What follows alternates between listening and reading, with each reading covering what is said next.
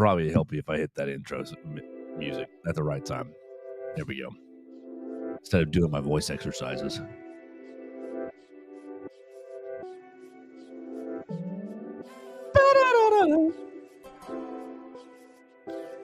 This is the Joe Gaither Show on BamaCentral.com. Good morning, Tuscaloosa.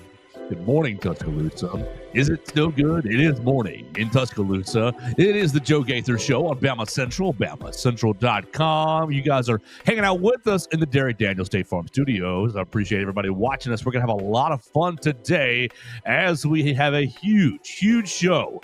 Massive show. Lots of two big topics and one little one to get into today, and we cannot wait to do it with you guys on the Bama Central YouTube channel, on the Bama Central Facebook page. We can't wait to do it with you on our own Spotify, Apple Podcasts, Amazon, and subscribe, rate, review the show. Find it on Theo's Twitter at Theo Fernandez _, on my own Twitter at Joe Gaither 6. We're going to have a lot of fun. Well, as much fun as we can, talking about the awful performance in the SEC championship game. Alabama losing to Georgia 28-7. Really not getting on the scoreboard. Was that the fourth quarter or was it late third? It was late third. Quarter. Oh, my gosh.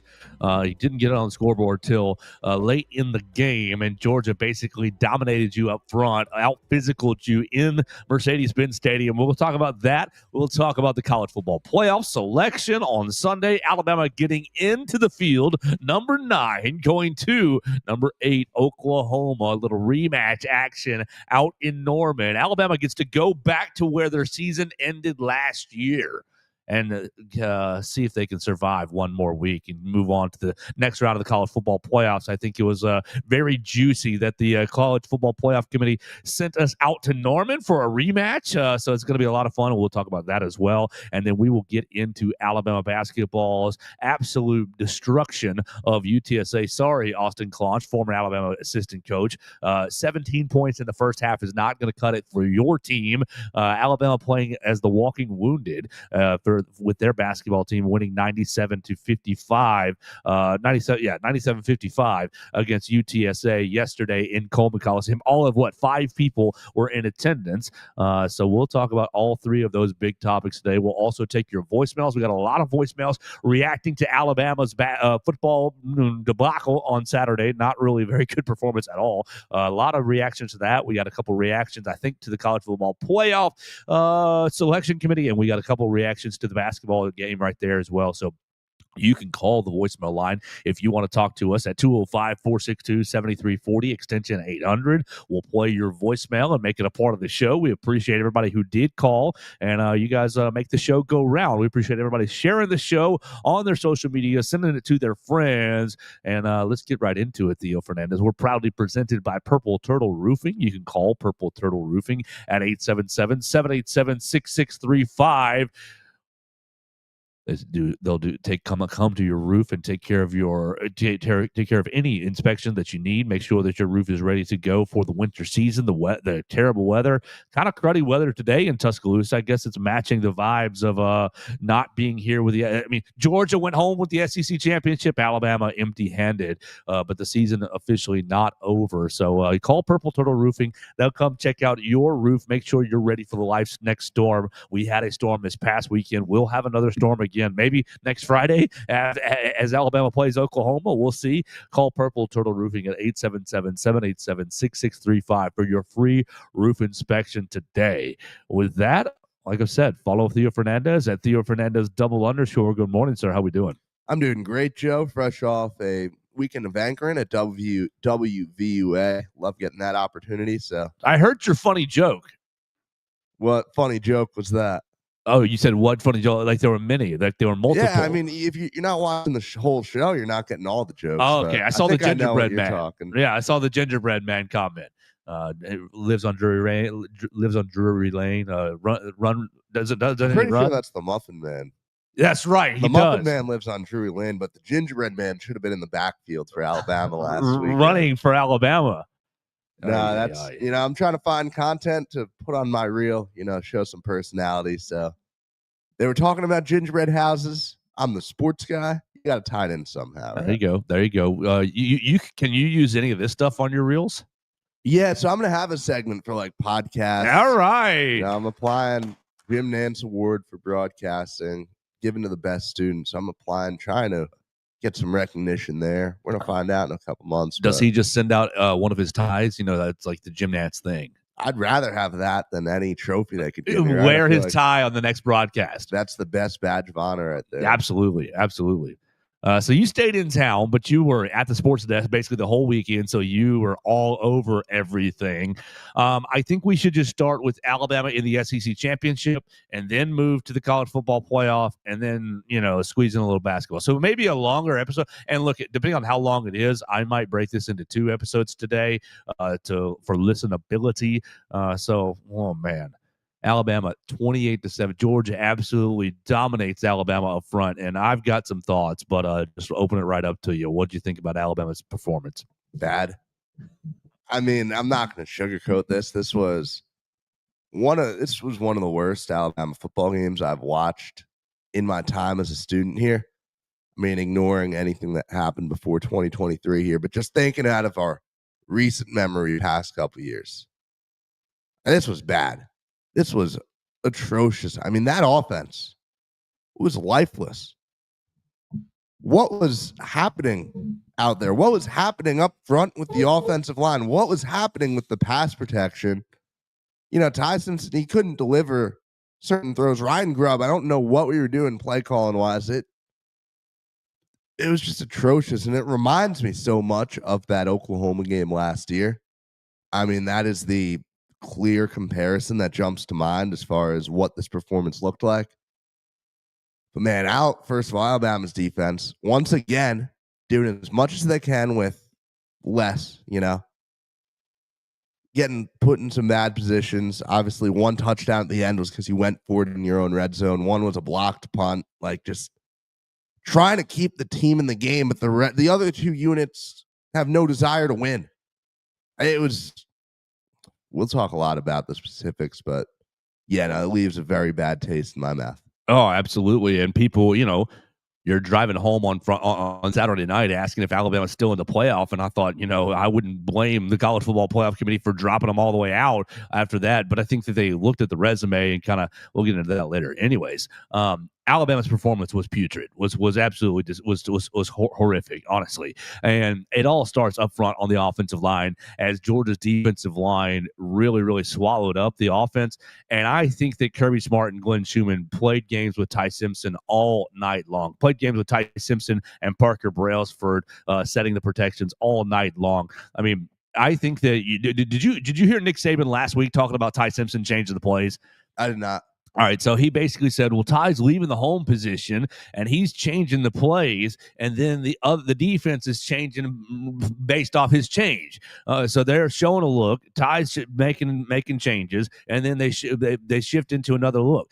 And it's like he and Kirby Smart had a conversation about it because the entire night, Ty's like, oh, they look to my left, X, Y, and Z is happening, and he'll make a check. And then Georgia shifts, and they're making a check off Alabama's check and absolutely manipulating the offensive line and destroying pass protection, destroying run plays. I think that Kirby Smart I think Glenn Schumann baited Ty Simpson into checking into plays that Georgia wanted them to check into, and then, we have the answer when you check. When you check, we know what you're checking into, and we're just going to, now we're ready. The trap is set. Now it's time to spring that trap, and you guys don't really have any answers out of this. Instead of, and look, I don't know what's going on in the huddle as far as play calling and as far as what he's seeing and what his freedom is. Ty's freedom is. I think he has a lot of freedom at the line. But why don't you just come out and run the dang play? Run the play that's called, and see what happens. And can't be much worse. But what I think was happening was largely Parker Brailsford's not healthy, center, but he said he was after the game. But we all know he's not. We've seen him limp around for the last couple of weeks now. Parker, so starting right there, center's not healthy, and so you think, okay, why don't we go to the backup center? Well, the backup center is Gino Vandermark, and Gino Vandermark is healthy, but Gino is playing playing left guard the whole night because Cam Dewberry, starting left guard, is not healthy.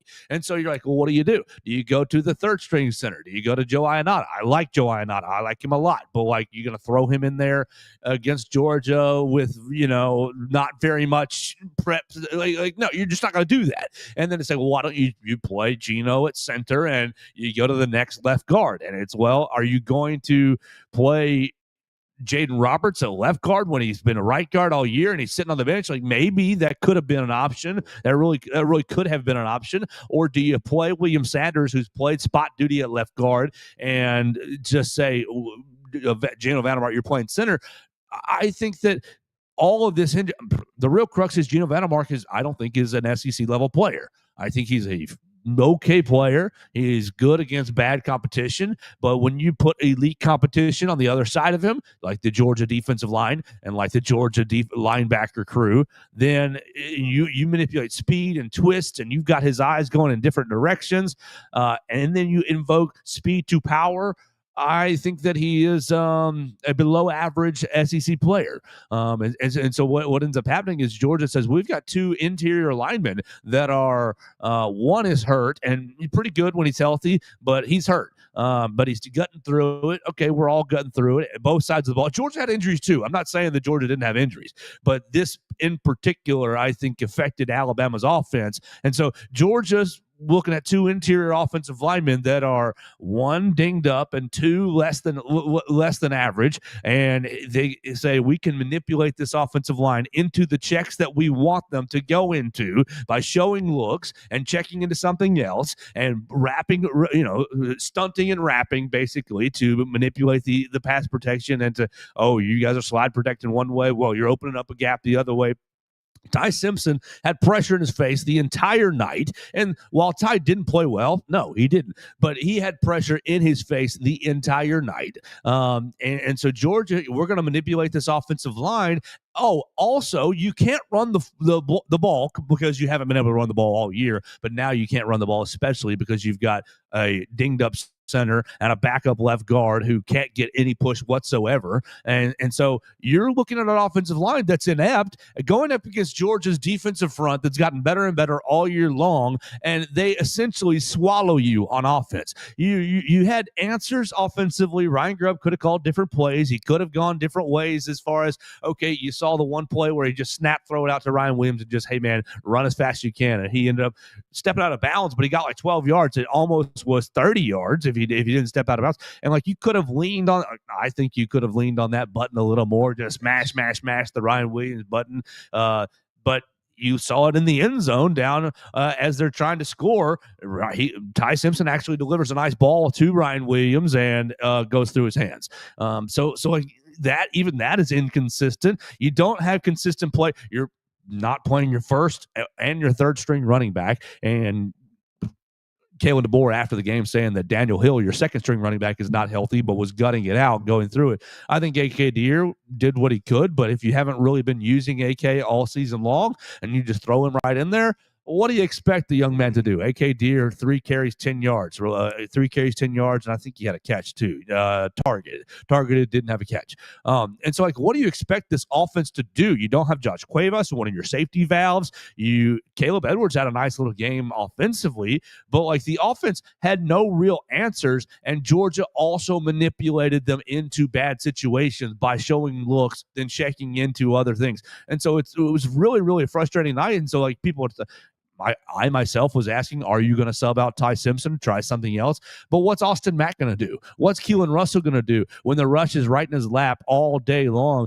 Like, the only things that Ty could have done differently is see it quicker, anticipate. Like, I think that they called some shots down the field. Like, he missed one to Isaiah Horton with his eyes that Isaiah Horton was breaking open because, like, basically he was seeing the rush. His eyes were too low. We're seeing the rush, was not anticipating, hey, man, I might be able to hit a 40-yard bomb here. Like, you just needed to have a gunslinger just say, bleep it, I'm throwing it up to Isaiah Horton going down the sidelines. Ryan Williams had a double move that was breaking open that Ty just didn't see, ended up taking a sack, I think, or ended up getting a pressure and throwing it out. Like, I think Ty played poorly, but I don't really know what you could have done with him other than saying, hey, man, no matter what, throw this ball right here. And you're never going to do that. You're never going to do that because you're never going to just handcuff your quarterback and say, throw this one pass before on this play, right? That's just not really going to happen. And so it was a really difficult look for Alabama's offense, a really difficult. And now you ended up calling a couple screenplays. You called the middle screen to Jeremy Bernard, who ended up making a play and really getting in the end zone right there. And Jeremy, I thought Jeremy was fine.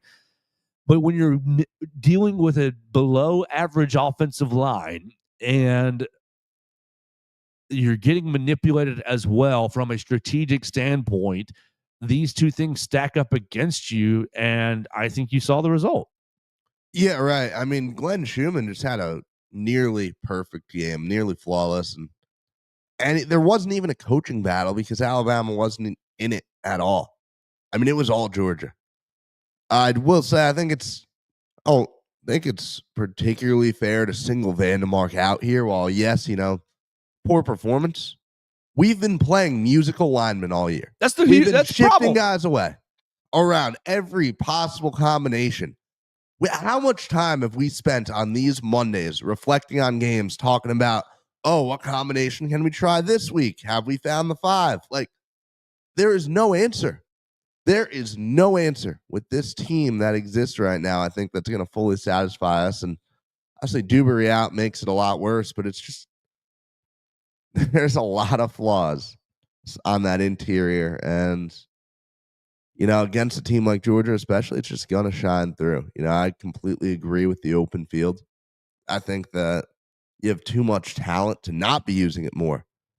Like, with the offense looking the way it was, right, as the game's, entering the second half, I would much rather give the ball to Ryan, give the ball to German, let him make some moves. Maybe they get tackled after 2 yards. Maybe it doesn't, you're not moving the ball all the time, but maybe one of them breaks something, right? Like, you have the advantage there in the open field. You don't have the advantage anywhere else on that football field during that game. You're getting beat in every way. You got to go to the one thing that allows your guys' pure talent to shine through. That was very frustrating for me watching that game and not seeing more open field stuff done because it felt like so many good things happened there. Yeah, and I don't think that, you didn't have as many. You didn't try.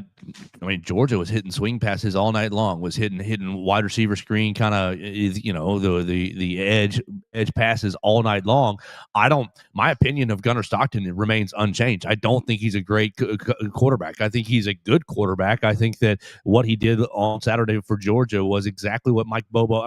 The Georgia offensive and defensive coordinators ran a masterclass.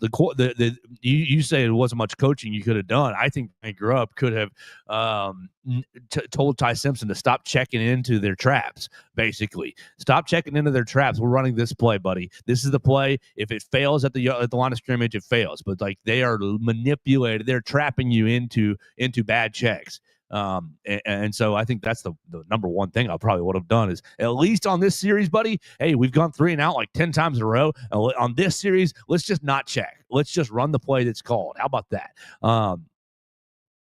But Mike Bobo, once he realized that Glenn Schumann had Alabama's offense in hell, Mike Bobo basically was, hey, we'll just run the ball. We'll ask Gunnar to make easy throws. They had Gunnar throwing swing passes, and they had Gunnar throwing screens. They had Gunnar made like 2 nice throws in the entire game. One of them was the touchdown to Dylan Bell. It was a tight window throw in the back of the end zone. And then other than that, was it a flag route coming down the on their 3rd touchdown? I think it was hit a flag route that ultimately ended up as a rushing touchdown a couple plays later.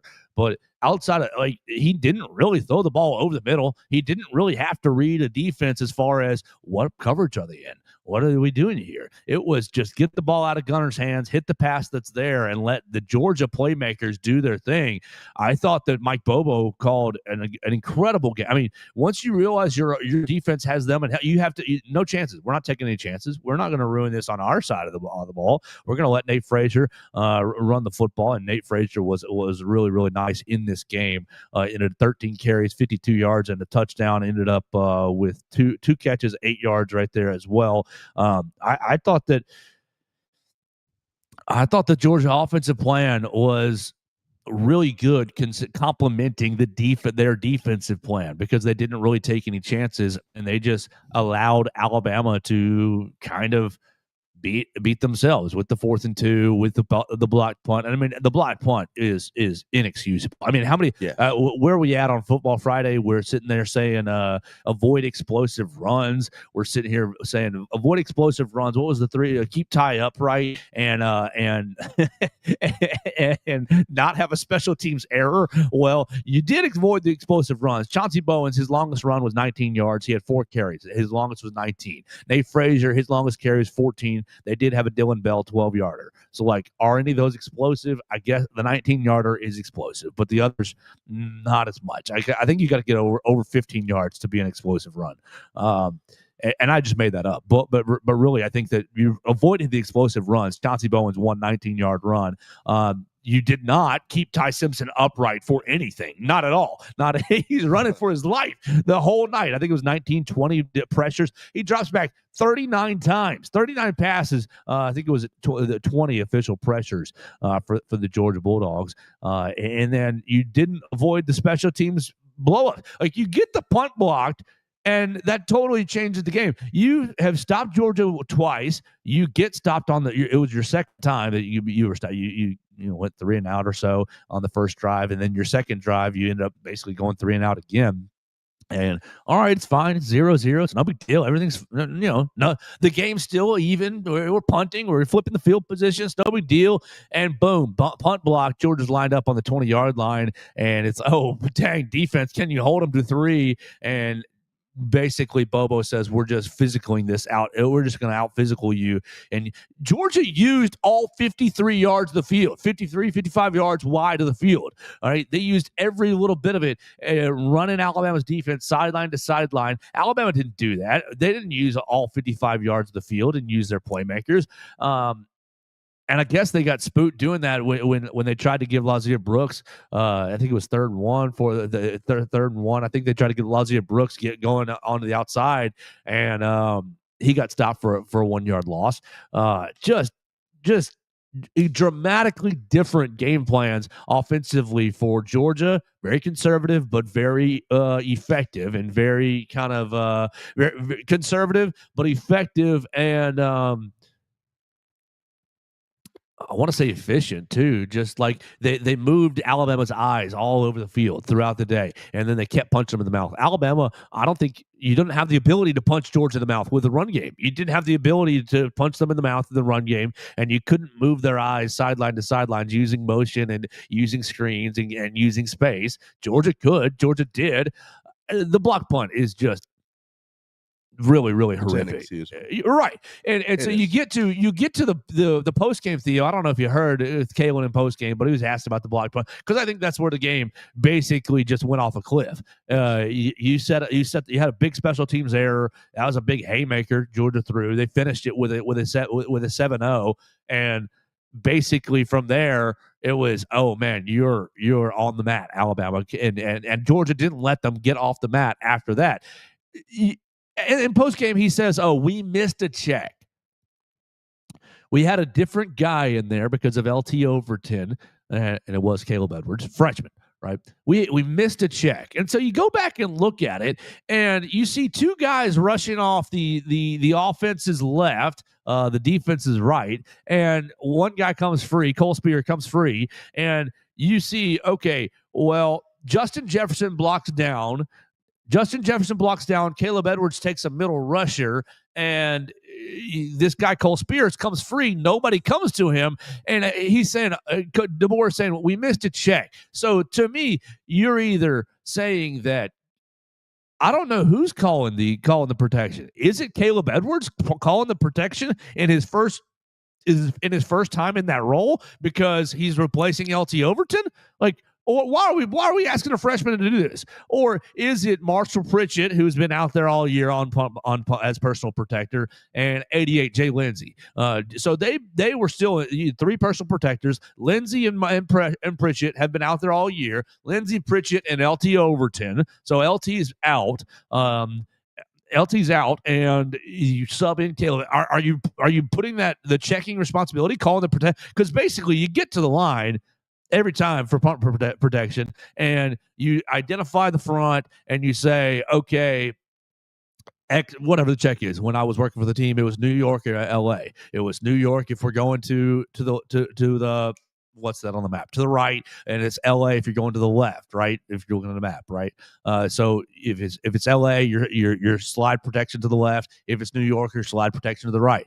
Obviously, that was like 4 special teams coordinators ago, so I'm not giving anything away. But like you get to the line and you New York, ready, set.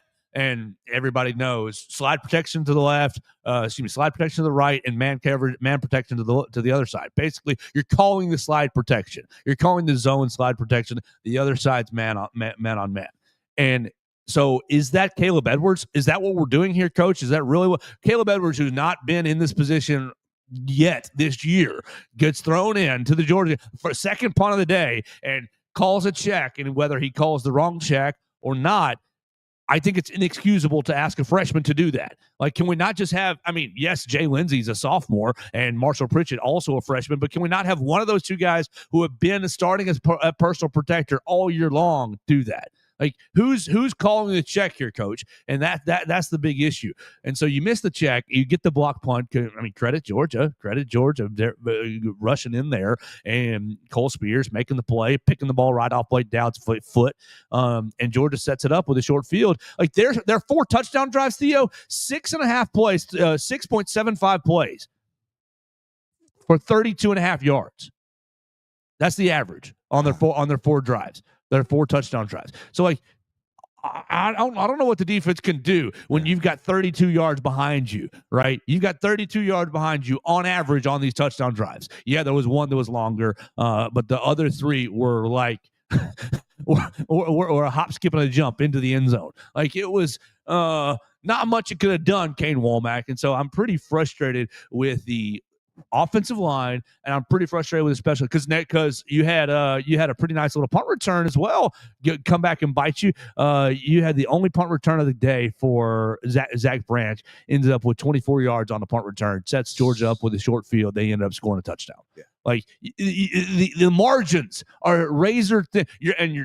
You got in the playoff? Okay. Well, guess what? The margins are going to be tiny in the playoffs. You had Tate Sandell kick 3 field goals. You got a pick 6, and you ended up with a big punt return leading to one of those field goals a couple weeks ago right here in Tuscaloosa. We all remember it. You're talking about, if we just don't turn the ball over. Yeah, it's simple as that. But it's even simpler if you don't allow a daggum big punt return to set up a long field goal. You're fine. If you protect the ball and you don't get sack fumbled going to a field goal, you're fine. You've won the game. If Connor Talty makes a short field goal, you've won the game. So this Alabama team is losing in the margins. Yes. Is losing it. Like, we can cry about the offensive line all day, and I'll agree with you. But, like, inside, like, what happens if you just do the simple bleep right? What happens if you just do, hey, we're a winning football team. We catch the punt. We boom the punt. Everybody blocks. We go cover it, right? We go cover it. We get a fair catch, maybe, or we're right there when the guy catches it. You stop. I don't think that stopping Zach Branch's 24-yard punt return is going to change that game, really. But if you don't get a punt blocked, how does the next sequence play out? Everything is affected because it felt like the teams were going to trade punts for a little while. Sure. It would have been much more preferable to what happened. I see no reason why Jay Nunez should keep this job next year. I see no reason why he should be given another chance to run this. It is such a kryptonite for this program. You want to talk about, okay, Connor Talty may not be the best kicker right now. You've lost points there. But stuff like just how consistent these special teams mishaps are.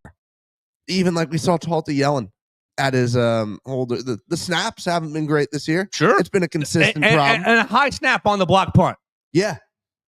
Like, it's just in a vacuum, isolated incidents, it's not the end of the world every single time, but the way that it is added up has been horrific, and the way that it has come back to cost them in a game like this has been horrific. In a game like Oklahoma, do you have any faith in the special teams to not mess up?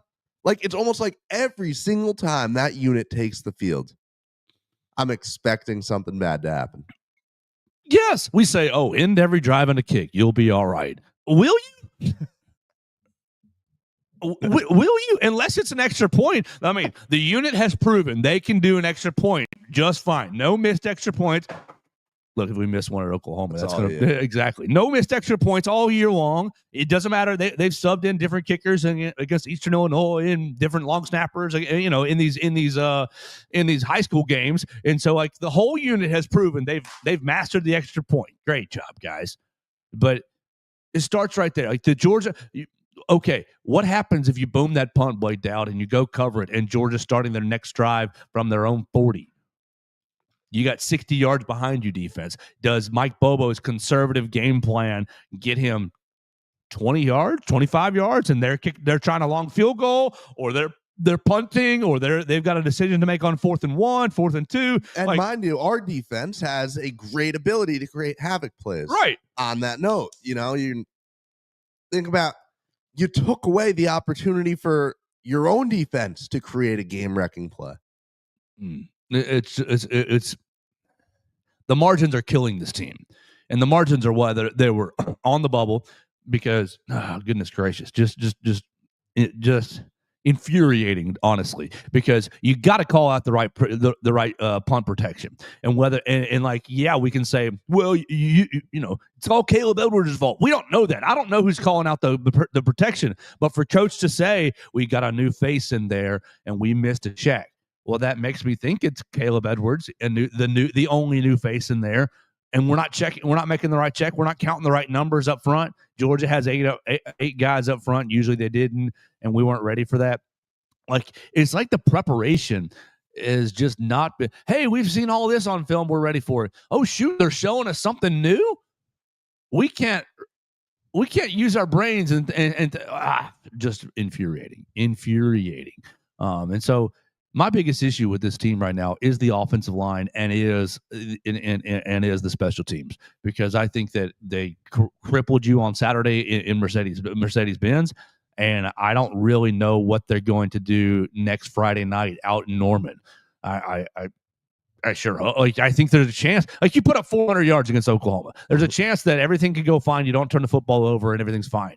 And you end up winning the game by 10 points. But because their offense didn't, like, Georgia's offense didn't particularly impress me, other than, they were really physical with Alabama. There was a couple moments where Georgia had a run. Okay, it stopped for 4 yards. Oh, it's going 8 yards. It's going 9 yards. And, like, some of that's pretty frustrating to watch. But when the defense is on the field as much as it was, like, it's inevitable. And so I still am in the camp that I think Kane Womack's defense is pretty dang strong throughout the game. What do you think the time? Have you seen the time of possession number from Saturday? I had an inkling, but now that I've looked at it, I'm correct. Is Georgia over 40? Almost. Well, I'd guess it'd be real close. The difference, it's 16 minutes in difference. Georgia 36-52, so basically 37 minutes, right? And Alabama 23-08.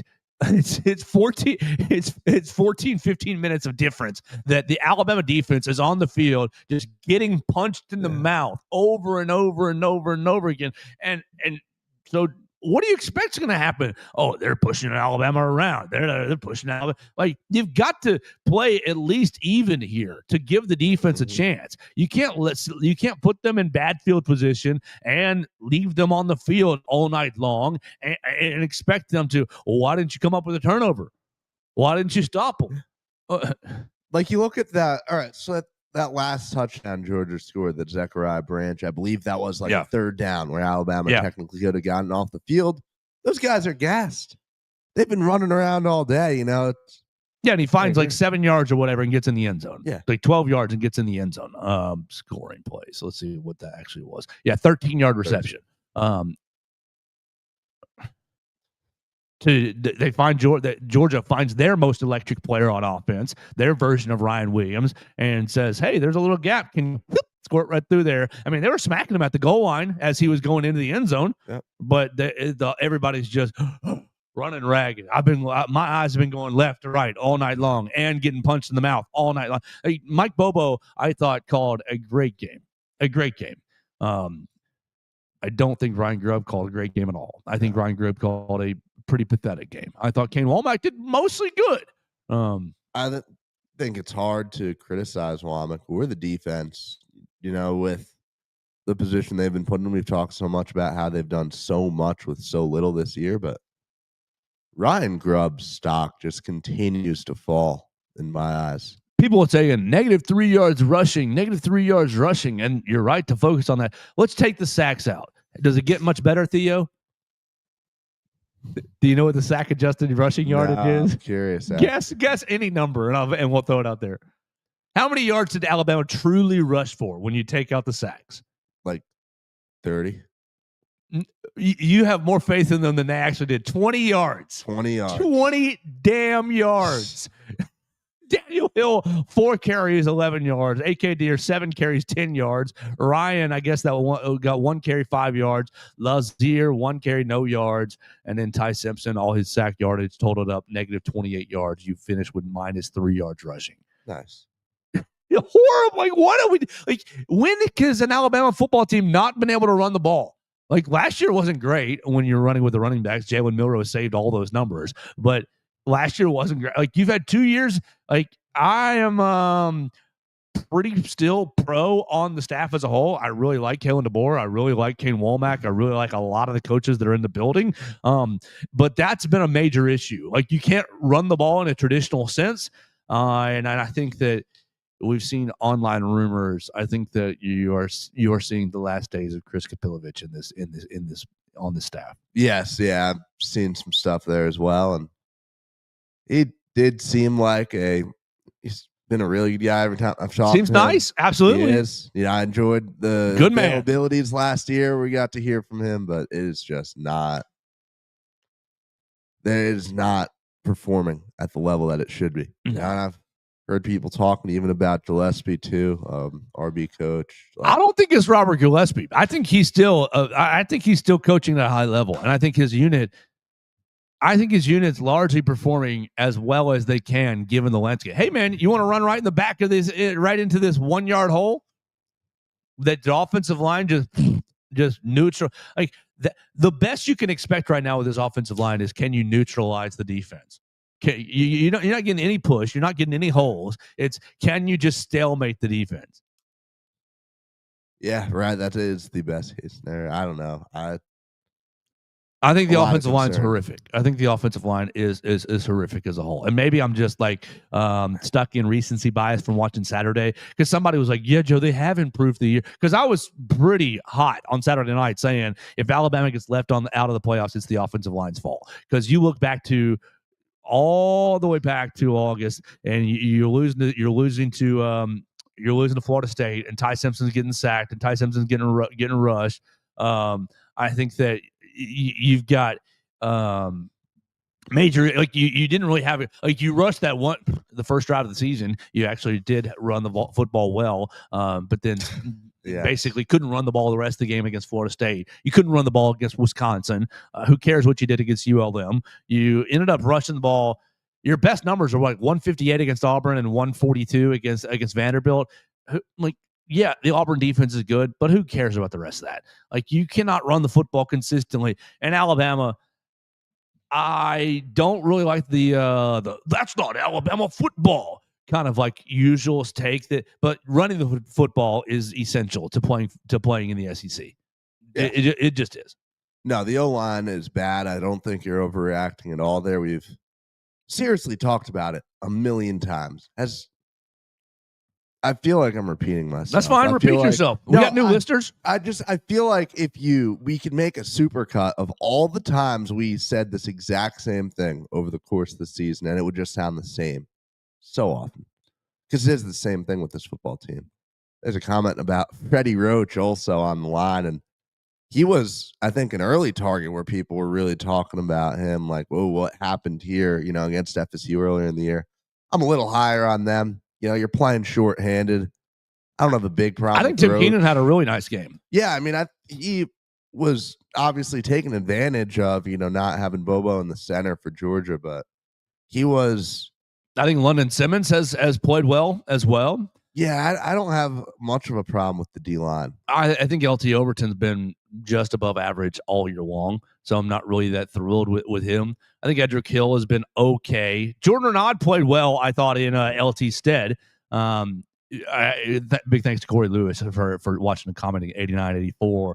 I don't think you're going to see any moves with Freddie Roach. Freddie, I think, is a extremely strong recruiter, and I do think the defensive line, while it hasn't, you don't have any Quinnen Williamses out there. I think that it's not been the detriment to me. I think the big detriments were the health of the inside linebackers early in the season, and that has improved through the year. You would like more of a pass rush. You'd like more of a finish, absolutely more of a finish. But I think you're getting that with Quay and Yanzi Pierre. But Gunner didn't give you any opportunity to do that because it was basically the three-step drop, pass the ball out. It wasn't any time where they were holding the ball. So I'm not as ready to be out on any defensive line issue. The offensive line to me has been just a mess. I don't really think they've improved since August. I think you just rotated guys in there and gotten a little more experience, but you've also been mitigating some injuries. I don't think they've improved really one iota to me.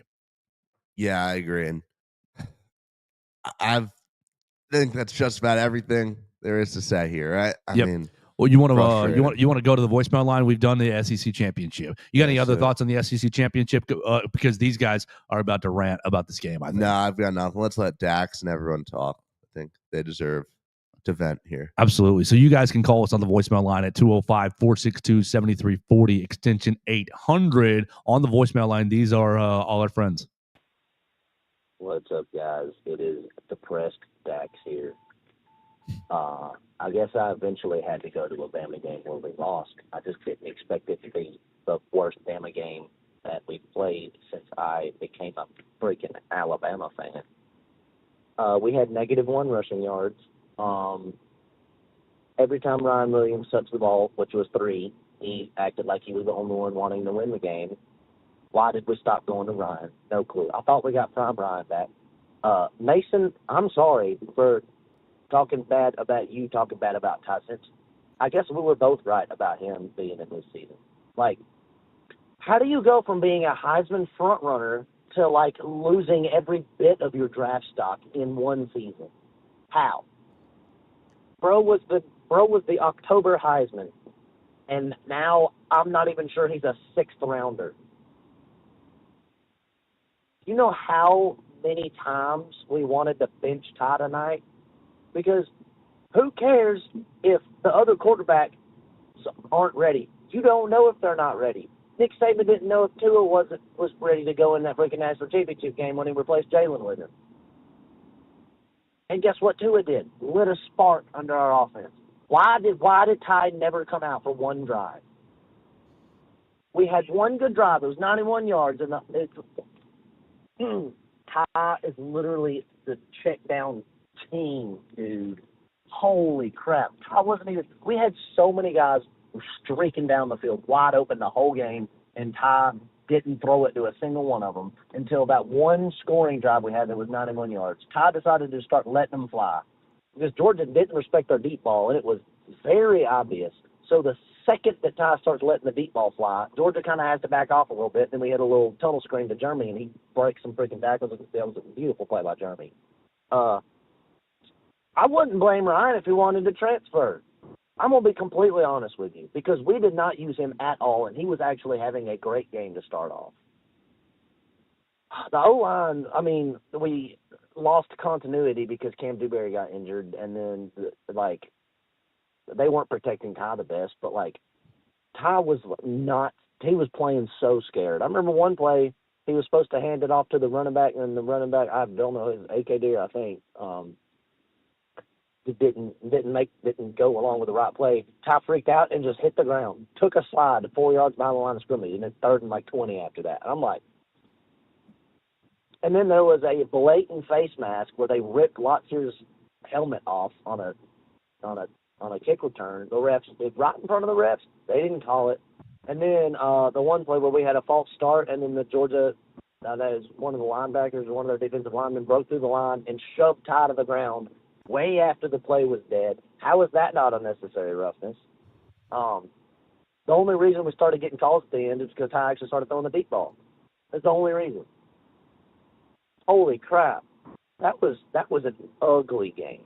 That was pitiful.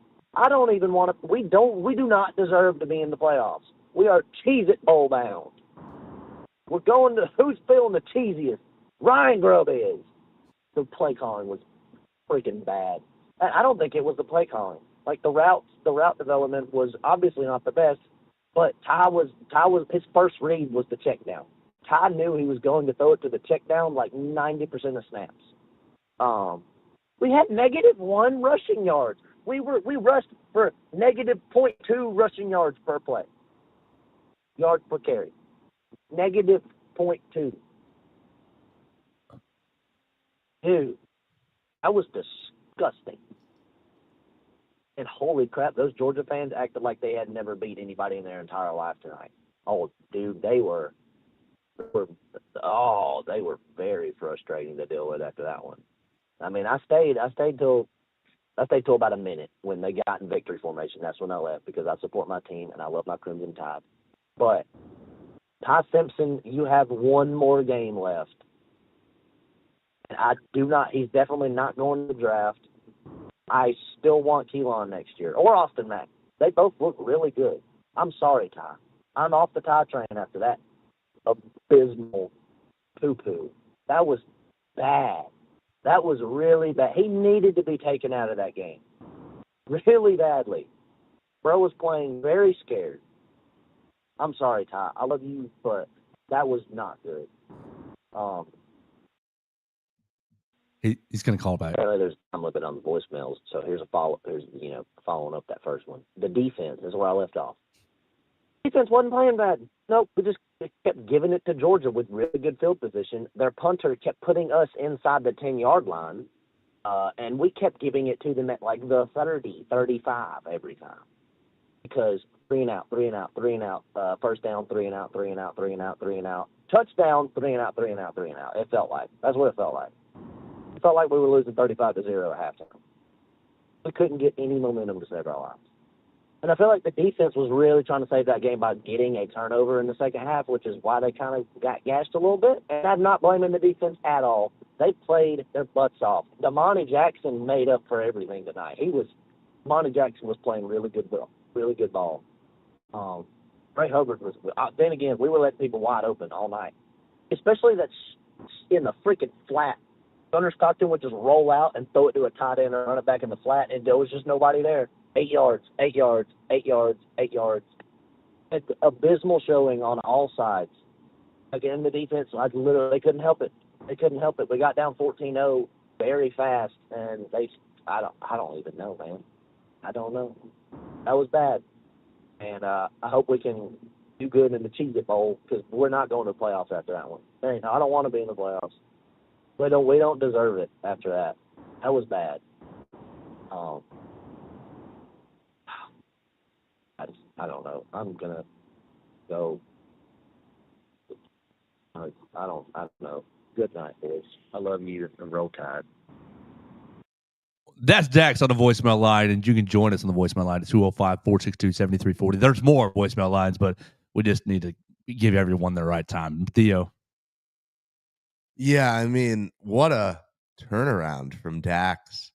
I mean, from where we were at the beginning of the season with Ty, with Colin Mason out all the time for his Ty Simpson takes, to I'm out on Ty Simpson, man. Future Oregon State quarterback? Don't say that. Nah, I mean, this is. He's right, though. He was not seeing the field well. Yeah, he wasn't. The more you talked last week about, you're hearing whispers about Ty injury, possibly something with the back. I heard more I've this started week. to hear stuff too.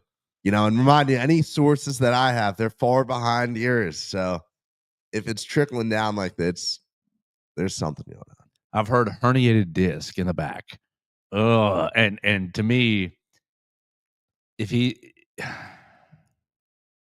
because Dax is correct, and I saw Dax's seat. Dax got a good seat where he could see the whole field. He was watching the all-22 from the top, and there were, hey man, if you just see it and rip it and throw this ball down the field, maybe there's a chance. Like there's some explosive plays out here. You're just freak, you're just not trusting yourself, hesitating, and then becoming the check down king. With all that being said, I completely wholeheartedly disagree with the idea of putting someone else in the game there. Sure. I think you can talk about, Saban, he made that move, right? Everyone loves to go back to that. Fans of any team, anytime a QB is struggling, like to use that as the example for why we need to pull this guy. I don't think there is a Tua Tagovailoa sitting on this bench. Maybe there is, but keep going and I'll tell you why not. I think that, yes, Keelan and/or Austin Mack can be a very good player next year. I have nothing there's nothing to me to suggest that either of them, first of all, has the ability to step in right now and get things done with where they're at development-wise. Second of all, that they would do any better than Ty with the aforementioned offensive line problems, with all of the just chaos around them on the field in this point in the season. Like, I have a hard time believing that we would get anything better than Ty. I have a hard time believing that the play wouldn't even further fall off a cliff. The difference is that Coach Saban played Tua a lot that season. Played him a lot in fourth quarters. Now, Alabama was beating people's brains in, but played Tua a lot in fourth quarter. So by the time he made that switch, I think he had a pretty good idea of how Tua was going to react in that game. Now, Keelan and Austin, I think they've got a lot of talent, but you've barely seen them this year. Yeah. And maybe they're playing lights out in practice, or maybe they're playing like bozos in practice. None of us know that. Corey Lewis, I really appreciate you watching the show so faithfully. And said, just to give us a spark, not to bench him. Maybe. You throw him in for a series or two just to let Ty take a deep breath. Maybe. I think really maybe that's not a bad suggestion. I don't agree. But as far as like people like to use exactly Coach Saban threw Tua in there, and like Coach Saban's the GOAT, but Coach Saban had been just feeding Tua time in the offense. I mean, he played that whole daggone fourth quarter against Vanderbilt that year that Alabama was up like 50-something to nothing. Mm-hmm. He played pretty much a lot of the fourth quarters. So I think Coach Saban kind of knew what he had in him. And yeah, Keelan looked good against ULM, and looked fine. Austin Mack looked really good against Eastern Illinois, but neither of them played against higher level competition all year. Did Austin Mack get a drive or two against Wisconsin, or no? I don't remember that far back. Like that would be the one time where he maybe saw that's 4 months ago against a bad Big Ten team. Maybe. I don't even remember if he played. No, I agree. All right, so the other thing I wanted to comment on with Dax talking about the Georgia fans and how they acted like they had never won a game in their life. This is for my mom and dad and for most of my family who are Georgia fans. The sound that I heard sitting in the press box, open air press box, the sound was visceral. It was like this guttural release of years of pain. Like, what's the record? It's 10-1 or something. Now it's 10-2, right? For the last 11 meetings with Georgia. It was like an exorcism, honestly, of just so good we could finally beat them. It's like 2021 didn't even happen, winning in Indianapolis. And now, obviously, people, the trip to Atlanta is a lot easier than the trip to Indianapolis. National championship tickets, price-wise, versus SEC championship tickets, price-wise. But and look, this was the first time that that Georgia had beaten Alabama in the SEC championship. Alabama was 4-0. We going up into to this, going back to 2012, right? 2012, and then three most recent here in Atlanta. It was deep emotion, and it was loud. It was loud right from the jump. We got to be on the field during warmups, and the Georgia fans, every time the Alabama folks were on the field, it was loud boos. And I thought, wow, there's a lot of Georgia people in here. And I guess, not a lot of Alabama fans there, or not very vocal Alabama fans there. There was only one after the touchdown. You gotta Alabama. For just a little bit, but it was light and it was faint, and it wasn't like the Georgia UGA. Like they were the emotions. And you got to give it to them a little bit. I'm not really condemning the Georgia fans for feeling that way, because it has been years of pain and years of torment in this game, and years of pain and torment against Alabama. I had a Georgia fan friend the other day on Sunday being like, man, I was feeling so happy about that game because I thought we knocked y'all out of the playoff. Because we didn't knock you out of the playoff, it's not as fun to me. It's not as good to me. And I'm like, yeah, enjoy the SEC championship win. But the sound was just really, it wasn't normal cheering to me. Now, I don't think that they were I didn't have any bad experiences because we were obviously removed from the general public. Sorry, Dax.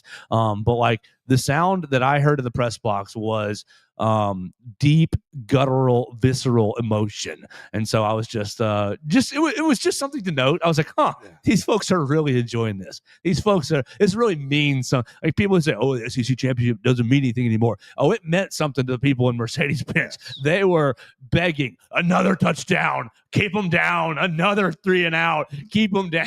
They were begging for Alabama pain, and they were getting it. They got a lot of it. They got it for sure. So I understood their, like, look, yesterday I was sitting there hoping that the Bears would pull it off. I was feeling the same pain. Obviously, the Packers won, more pain for me. But, like, I can relate a little bit to one team beating you down over years and years and years. And so I understand how emotional the Georgia fans were. Let's keep going on the voicemail line. We got 2 or 3 more, and you can call us at 205-462-7340, extension 800. Listen here, Mr. Gaither. I think I'm a more forgiving fan than most, all right? There's 2 aspects of this game that I cannot forgive, and there's only 2, all right? The 2 aspects of this game I cannot forgive, all right? I can forgive that you lost to Kirby Smart, one of the greatest coaches to walk the sideline, one of. I know Nick Saban just left Tuscaloosa, but one of the greatest coaches to walk the sideline and a direct disciple of his, okay? I can forgive that you lost to Kirby Smart and Glenn Schumann, all right? You're familiar with Mr. Schumann, all right? He's a damn good ball coach. I can forgive that you lost to those guys the second time you played them in a season. They're elite coaches. It's tough to beat people twice, especially when they're coached by Kirby Smart and Glenn Schumann, all right? What I cannot forgive, Mr. Gaither, is that it looked like you made no effort to change your game plan from what I saw until it was already too late. It looked like until it was already too late, you were unwilling to do anything that showed a hint of desperation, all right? It looked like you were unwilling to do anything that came up as a modicum of creativity, all right? It looked like you were afraid to do anything that deviated from the scripture you had prescribed on Wednesday, or whatever the hell day of the week it is that you come up with your game plan for the SEC championship game. It looked like you were unwilling to make adjustments on the fly. And let me tell you something, Mr. Gaither. You ain't never going to win ball games unless you can play some jazz music, all right? Secondly, improvise. And this is, I cannot overstate it, the most important thing I cannot forgive, you showed that on my grandmother's 90th birthday. A woman born in Birmingham, raised in Uniontown, and now residing in Lillian. It's her 90th daggum birthday. And that's the product you put on her television. That's what I had to defend when I was telling her, congratulations on being properly daggum old. That's about all I had to say on that matter. Happy birthday to her, by the way. Yes, happy birthday. But he's right. No mix it up. No improvisation. His reference to jazz music is exactly right. Hey, this isn't working. Maybe we should roll the dice and mix something up. All right, let's keep going. 205-462-7340, extension 800. What's going on, guys? Cam here. Man, what a performance that was last night. Yeah, this is obviously before the selection show, but I'm going to go ahead and say I don't see Alabama making it in. I feel like they played their way out of it by the way they played last night. They're probably more than likely going to put Miami and Notre Dame in just to put that to bed. But they can't blame anyone but themselves. They did it themselves like they did last year, played themselves out of the playoff. Just keep it somewhat competitive and couldn't even do that. Yep. But I'm going to go ahead and make a public apology to a Mr. Mason Woods. Mason, the take on Ty Simpson you had this year was spot on, and I was wrong, so I apologize. And honestly, I think he kind of played himself out of being a first-round draft pick, which makes me think he's going to want to come back his senior year. And what does that mean for, our talented young quarterbacks? Is, are they going to play Ty next year, or tell them, like, hey, you might want to go hit the portal, or tell them just to go to the draft anyway, just to get our young studs that we have on the bench that honestly could have gave us a better chance to win last night, in my opinion, because Ty just couldn't seem to get anything done. But still looking forward to seeing what happens for the selection show. I'm hoping we get in, but I don't think we deserve to be in. But it is what it is. But roll Tide anyway, and I'll enjoy the show. Cam on the voicemail line. Cam, always appreciate you calling and watching them and being a part of the show. I'm making sure that Mason hears the show today. Usually when he's at Home Depot, it's hit or miss on Mondays. Golly. Nightmare scenario if Ty comes back. Go ahead. We talked about this hypothetical at the beginning of the year. What if Ty shows enough, a lot of good things, but not enough to be a first high pick? And you're in this kind of gray area where do you want him starting next year? Hell no, I don't want to start next year. I want Austin Mack or Keelan Russell to start next year. I look at what Ty Simpson did this year, right? And I look at the positives from the beginning of the season. And I look at this guy who was being viewed as a potential top 10 pick. A guy who, let's be real, entering the Georgia game, if he had gone out and he'd had a big game, he could have been a Heisman finalist still. I think there's a lot of good in what Ty Simpson has done. And I also think there's a ton of talent coming in to the quarterback room in Alabama. I think that if we're trying to establish yourself, the program that you are, right? The program that rewards loyalty, a program that is for the players, you can't force Ty Simpson out, I believe. I don't agree with that idea. And I also, at the end of the day, believe that Ty Simpson, very conceivably with another year to grow and develop, could come out and be a much improved quarterback in a hypothetical where he comes back next year. So I think that telling a guy, no, you have to transfer out, because this is going to be the take that you see a lot of Jamarcus fans Shepard will take you. Jamarcus Shepard would. But I do not agree. Corvallis is nice. I do not agree with the take that I know we're going to see a lot with fans saying, oh, this guy's got to transfer out because we have to worry about getting Keelan Russell in the game. We can't lose Keelan. You have Jet Tamala. You have the QB from Thompson. You need to put on Keelan's huddle tape again. You need to watch him. No, I'm not saying that Keelan is not an extremely good player who will probably play some very, very good college football. Jaden Daniels Jr. What I'm saying is that you have the talent everywhere here. And I don't think that setting the precedent of, we're a program that forces our guys out. I don't think that's going to go in a good direction. I don't think that'll end well. I think that will start to fundamentally change a program. I think that Ty Simpson is still a leader who is very respected and liked by his teammates. And, we're playing pure hypotheticals. They'll move on. They'll like Austin Mack. We are playing pure hypotheticals because there is still a chance that we can see Ty Simpson go in the draft, right? Rip it up, baby. Come on, rip it up in Norman.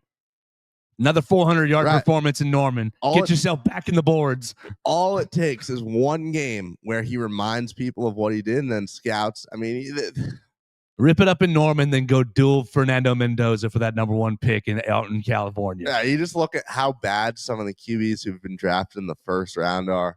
Yeah, Tyler Shuck was drafted in the second last year. Ty Simpson's about 5 years younger than he was. Like, Ty could still get a very good contract to play pro football, and he might go do that. Go rip it up in Norman, out-duel Fernando Mendoza, come back to the Peach Bowl, take Alabama on a wild ride, and then go be the number 1 overall pick. And, Joe, if he doesn't do that, if things do fall off, and if Ty continues to play at the level he's been playing at, we're probably going to have this debate a lot more. But I'm telling you, I'm going to probably be pretty firm in this stance. I'm excited to see how that conversation develops, but I think that people need to be very mindful about telling a leader, a QB, a guy who you were all so closely behind just a couple weeks ago, to tell him to just get out of here. I'm not a fan of that, but that's a conversation for another day. I mean, Alabama can play with the winner of Texas Tech and Oregon, right? In the Peach Bowl, right here. You bring Oregon over. Are we just looking past Indiana? No. I'm just saying, like, the path to being historic is not. It isn't bad. Wild. It's not. I mean, it's gonna be hard. Indiana's a good team. Indiana's a really good team. I mean, golly, Signetti. He's a madman coach. He is a great coach. The guy did not smile. He is a great coach. And let me tell you, Kirk Signetti, a chance to play Alabama, he will relish that because Coach Saban basically told him, "You're not a head coach. You're not. You got to go. Go to a lower level and prove yourself." Coach Saban, from what I know, kind of burned him a little bit. And I think that lit a fire in him that is still been unquenched. And for him to get a chance to play Alabama in a Rose Bowl, that's going to be a tall task. But talent-wise, you're basically even there. Oh, Ty Simpson. Just go to Norman. Don't turn the football over. Let's get to the Rose Bowl. You can out-duel Fernando Mendoza, and you can take on Dante Moore or Texas Tech's great defense, and then you get yourself either a third round 3 with Georgia, or you and Julian Sand, the old Alabama quarterback, could go head-to-head for a national championship. Well, that'd be crazy. That would be. It's Norman, L.A., Rose Bowl, Georgia, Miami. Yeah, right? you got Norman, you got Rose Bowl with Indiana, and then Peach Bowl, Atlanta, with winner of Texas Tech and Oregon. And JMU. Yeah, get out of here. And then Miami with probably Ohio State or Georgia. Why are we disrespecting the Dukes, Joe? Because we have brains and we have eyes. There is no chance that they go out to Oregon and win. They're going to have their brains splattered all over the field in Eugene. Like, we'll get out of here with the DEI stuff, and we'll get into the college football playoff. I think we have one more voicemail here from our friend Hunter. All right. 9 seed. I like it. In fact, I love it. That's about as advantageous of a path as Alabama could hope for. I feel like they're in a great position to beat Oklahoma, get revenge on them, Indiana, take your chances. I feel like the top 4 teams are kind of in the same boat, really good defensively, offensively, hit or miss. It sputters at times, it's good at times. Honestly, all in all, good draw for Alabama. But I just want to clear up some things, Joe. I made a post on Facebook. I was like, I agree with your rankings and everything. And then I followed it up with, if Alabama's not going to move for losing and getting embarrassed by Georgia, and Georgia's not going to move up for the dominant win they had against Alabama, avenging their loss in the regular season, what's the point of playing the game? And I get it, play for a trophy. They've been playing for a trophy since 1992. I get it. And I'm fine with that. That's not really the point I'm making. It's that the committee treated the game like it was obsolete and did not reward said team for winning, and they did not punish said team for losing. That was the only game all week where the winner and loser did not move positions at all. And I don't agree with that. I don't agree with that, and I don't think that going forward you need to set that precedent. The SEC is the best conference and has been called the best conference in football for years on end now, and to just have that game where a team dominates another team and then the rankings, there's no change at all whatsoever, is just baffling to me. It's puzzling. I don't get it, man. I just don't get it. I don't understand. But, you know, it is what it is. Alabama 9 seed. You really can't argue with that much. I like it. But still really, I guess, confused that one team wins. Like I said, they don't go up in the rankings. Alabama, they get dominated. They don't move down. It is what it is, and we move past it. All right, let's react to Hunter's voicemail and get to the college football playoffs here in just a moment. We want to remind everybody we're brought to you by Purple Total Roofing. You can call Purple Total Roofing at 877-787-6635 for a free roof inspection today. At Purple Total Roofing, we're not just another contractor. We're your neighbor and your advocate when it comes to protecting your home or business. With years of hands-on experience, top-tier certification, and a commitment to excellence, we've built a reputation as Alabama's go-to roofing solution. We specialize in residential roofing, commercial roofing, emergency storm repairs, full-on roof replacement, insurance claim support, and more. You want to make sure that your roof is ready for Santa to land on this Christmas season. I know you've already got your gifts on the way from the North Pole. Make sure your roof is ready so Santa can land, not destroy your roof. You can wake up with no snow in your home on Christmas morning because he landed hard and heavy. Purple Turtle Roofing will inspect your roof. Make sure you're ready to go. Make sure you're prepared for all of life's storms. You can call them at 877-PT-ROOF-5. That's 877-787-6635. And after the Christmas season, you want to call them again to make sure that Blitzen and Donner and Rudolph didn't damage your roof by stomping on your roof. Call them 877-787-6635. It's a free roof inspection. They'll help you out, make sure that all your trouble spots are taken care of. Make sure that you have the peace of mind that you deserve in your home. We'll have Brax Garrison join us later in the week to talk about the SEC championship game and the college football playoff draw from Purple Turtle Roofing. We appreciate their partnership with the show. Call them 877-787-6635.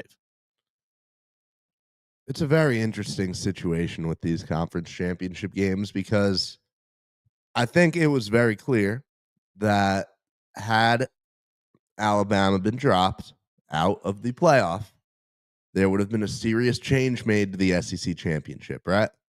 I think that's not a crazy thing to say. I think that you are in a position where the playoff matters a lot more to teams, programs, and conferences than a conference title. But Hunter's completely right. If we're not valuing it at all, why are we playing the game? So we're playing it for the emotion, those Georgia fans' feelings. Right. Their feelings, man. Those feelings are cool. Like Indiana, that fan base, it has to mean so much to them to win that thing. For Mendoza was awesome after the game. That was a great interview. I love that guy. People condemning that online, you're losers. He was so happy, just giving credit to all his teammates. Oh, it's great. Texas Tech, they've been in the Big 12 since 1996. That's their first conference title. That should mean something. But first of all, I fail to see how, not that the 2 versus 3 matters at all. But I fail to see how Georgia doesn't move up to 2. Agreed. After winning that and Ohio State losing. Like, that was them literally saying the game means nothing. At the same time, and we're about to talk about the committee and the decisions they made, you'd say, yeah, Alabama. They some bozos. Loses the game, doesn't get punished. Ohio State loses, doesn't get punished. BYU, that was a bad voice crack. BYU loses, and that loss, you literally heard him say in the explanation, that loss was enough to get him dropped from consideration. How does this make any sense at all? Well, because they lost they got blown out by Texas Tech twice. No, but you are not allowed to look at every other conference championship game, and yeah, this doesn't matter, and then take one and say, yeah, this is enough. This game that we've decided doesn't matter for everyone else matters for this one team, and it's enough for us to drop them a spot in the rankings. It's because the Big 12. And then we're going to go have a comparison of the other teams and exclude this team who lost the meaningless game from it. It's because the Big 12 is partnered with Fox. It's absurd. It's because the Big 12 is partnered with Fox. The Big 10 is partnered with Fox as well, but you can't drop 1 and 2 undefeated teams, right? We got to give Fox a little bone here, but I mean, I hate to say this, but the committee is they're just making it up every week. Yes. They're making it up every single and like there are metrics to have Alabama included in the playoff, but look at this. What's better TV? Alabama at 10 playing Texas A&M, a team that they, haven't played in 2 years, and maybe it's great TV to have them go out to College Station. Yeah, sure, but is it not better TV to have them go to Norman, the team that beat them this past 2 or 3 weeks ago, and the team that ended their season basically last year? Like that's better TV to go out to. Like this is all made for. And you've got to have the 2 DEI spots because Duke doesn't belong, but we can't leave out the ACC. We can't leave out the ACC or all the ACC stands will get upset, and they're technically a partner with us at ESPN as well. So you've got the 2 DEIs. I mean, Tulane, you were already in. You beat North Texas. You got in. But Duke, are we really going to put Duke in the college football playoff? No, we're going to show some element of fairness and inclusivity with James Madison, but we can't leave out the ACC. So we've got to justify Miami moving up. Well, we justify them by moving up by dropping BYU and saying, well, now we can compare Notre Dame and Miami since they're side by side in the rankings. We couldn't compare them when there was a buffer team because we're bozos. We're bozos, and we can't compare teams that played on the field because they were separated by 2 or 3 spots in the ranking. But now that they're not separated in the rankings, well, we had to drop BYU out so that we could bring them side by side in the rankings. And now that they're side by side, well, we can flip. Notre Dame, sorry, you're out. And Miami, you're in right there at 10 because just feels right, and we can't leave out a team in the ACC that should have been playing for the conference title, but the ACC has bozo rules for their conference title tiebreakers. They should be using rules like the American Conference that had Tulane and North Texas in the conference title game, but they're not. So they had Virginia and Duke, but if only Virginia had won. If Virginia had won, you probably wouldn't have seen the flip. You probably would still have Virginia in. You wouldn't have James Madison. You'd have Tulane. You'd have Notre Dame. Yes. BYU would have stayed the same. It's all made to construct like everything that happens. Like it's a huge puzzle. It's a big. I mean, hey, buddy, I'm gonna pat myself on the back. 8:15 in the morning on Sunday morning, I put out the 12. Nailed every single one of them. Every single one of them, because you could just see how the puzzle works and feel how the puzzle works. And so every single one of them I nailed. I had Alabama at 10. They ended up at 9. Ohio State at 3. They ended up at 2. Everything else spot on. And so I think that you just have to understand how this committee sees things. They're a bunch of ADs and bozos trying to make their TV partners work and trying to make everything fit together and to have an element of fairness, have an element of inclusivity, have an element of everybody gets a seat at the table here. And sorry, Notre Dame, you're partnered with NBC, so you're out. I never want to hear Hunter Yurachek talk again in my life. First of all, that game day segment was one of the worst things I've ever watched. That's the first thing. That's besides the point. But was that on Saturday? That was I didn't watch anything Saturday. I was driving over. He goes on and Reese is asking him questions, and Yurachek does not answer. Nick Saban, and then Saban calls him out for it. Saban's like, did he answer a single question or did he just filibuster? Like it was so bad. That's how we did on Tuesday on the conference call. We asked him all kinds of questions about Alabama. Can they drop out? Can this team move up? It's impossible to say. I don't know. We got to see. We'll see. We'll re-rank the teams on Sunday. And that's why I felt like on Tuesday night, Wednesday morning show, I was like, man, Alabama better win because this guy's leaving every door open. Yeah. Joe, we are going to have a 16-team playoff. Yeah, ASAP. Within a very short period of time. And I would do just about anything to go back to 4. I miss it, man. And we've talked about this before, but it's just. But then there's not inclusion. And first of all, let me address one thing. When we're at this number, be it 12 or 16, I have no problem whatsoever with these G5s being included. Theo, wrong. I think that they deserve. They're taking an 8th grade test. They're taking an 8th grade test, and everybody else is taking a senior test. I just the 8th grader might be smart. The 8th grader might be really smart, but he's not taking. He's competing with other 8th graders. I just don't get how in every other sport we love to root for every single mid-major. We love seeing, March Madness, school goes out there and pulls the upset, but in football we don't even want to give them the chance. I get it's a different sport. I get that there's a big talent gap. I understand that JMU and Tulane will probably lose by a good bit. But it feels un-American for us to sit here and not even want them to get a shot. What is American even anymore? That's not good. I'm just saying. You're going to say, I hope you sit down and watch on Saturday, December 20th. Don't miss a single minute. Watch back-to-back on TNT, Tulane at Ole Miss, and watch back-to-back James Madison at Oregon. Yeah, 2:30 and 6. You better not miss a minute if you're touting this. Were those first-round games last year so good? No. Boise State got their butt kicked by Penn State, and Boise State they got a DEI spot. Oregon got their butt kicked by Ohio State. I'd much rather watch that. There were bad games all around.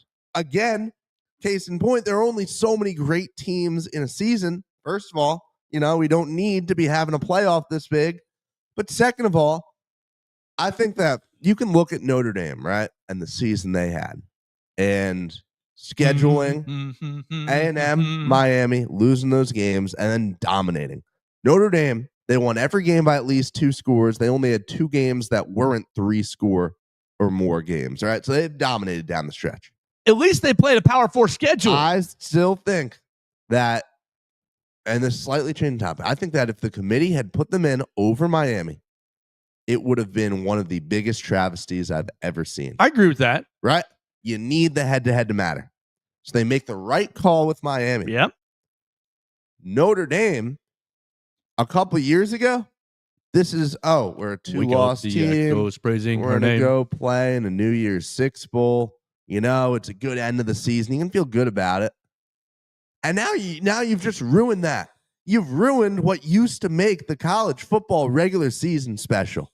And it's only going to get worse from here.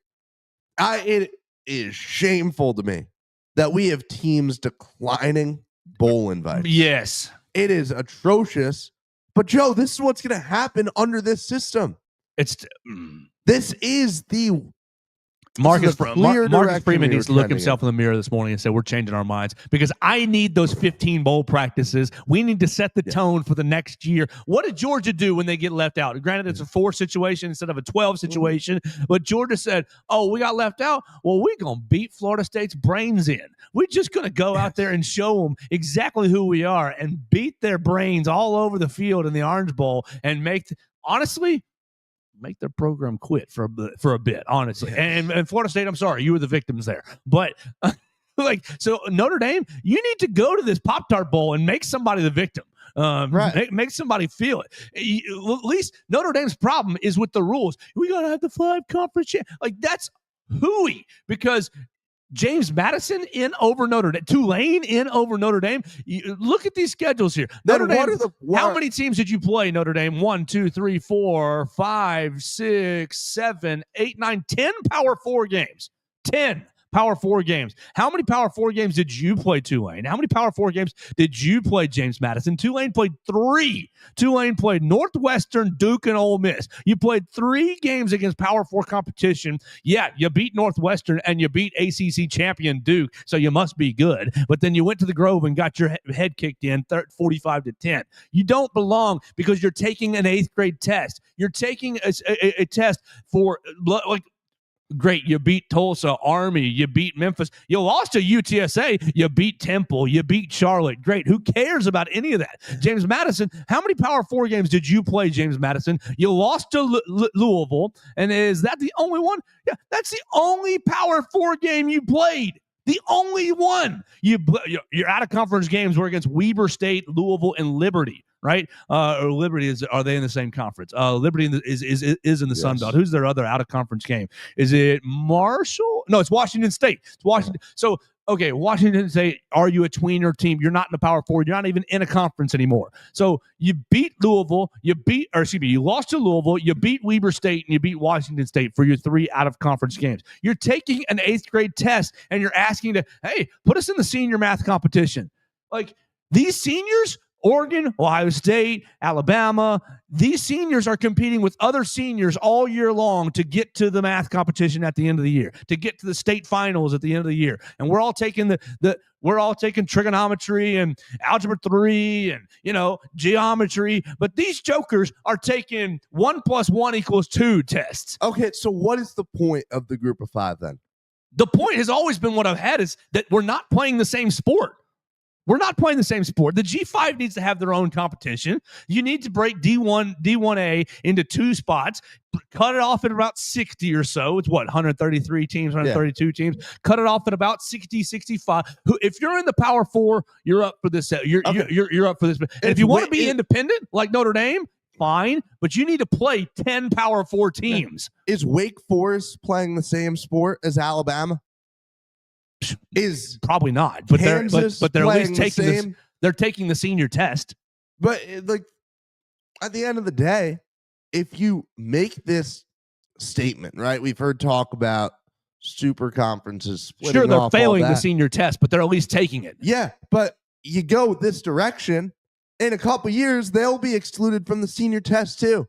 You think the Big Ten wants to drag Rutgers around? You think the ACC wants to keep Boston College playing these big games? Yes, so their main team can have an easy win. So their main team can have a pseudo bye week. You know exactly how this is going to go, Joe. You've got the SEC, right? With the media money.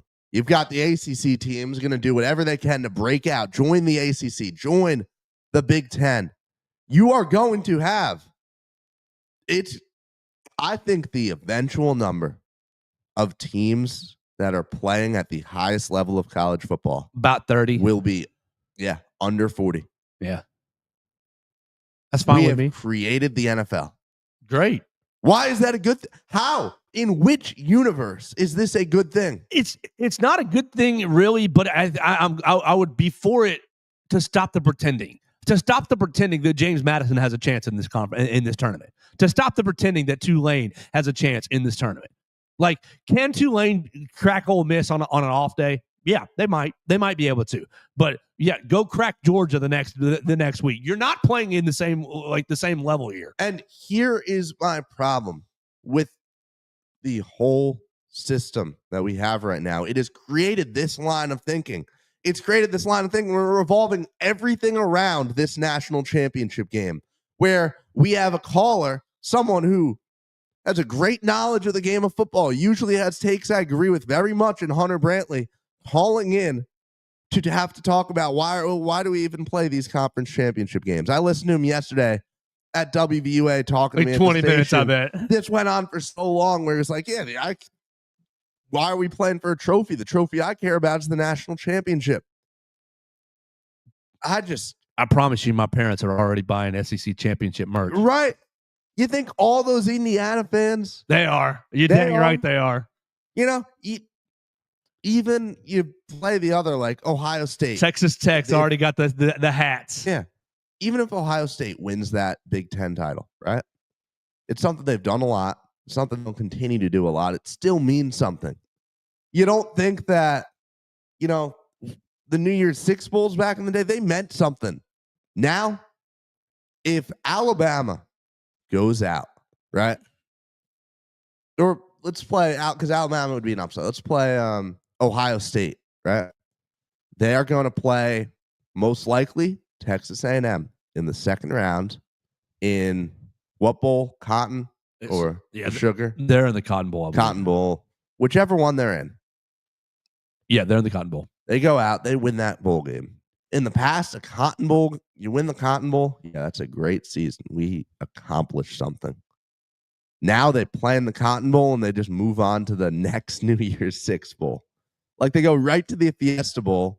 I hate the idea of playing multiple big bowl games in a year, and I absolutely despise what it has done for the sport, for the narratives that we build around it, and for this nonsensical world we've created where all that matters in college football is winning a championship. It is horrible. It is ruining the sport that we all used to love. It is a different game nowadays. I don't like it one bit.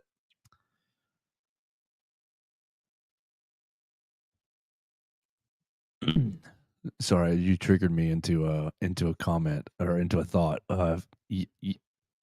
Perfect. Give me 1 second here. First off, do you think? Let me just throw a wild one at you as I load this.